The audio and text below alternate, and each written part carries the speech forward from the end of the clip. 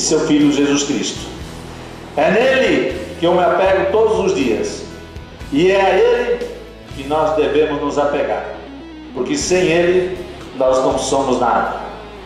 Não adianta nós ficarmos reclamando: por que, meu Deus, tu não me ajudaste? Ele ajuda sim, mas nós é que temos que procurar a ajuda dele, não só nos momentos difíceis, todos os dias de nossa vida. E todo dia é hora para buscar a Deus. Salmo 106, versículo 1 a 3. Louvai ao Senhor, porque Ele é bom, porque a sua benignidade é para sempre. Quem pode referir as obras poderosas do Senhor? Quem anunciará os seus louvores?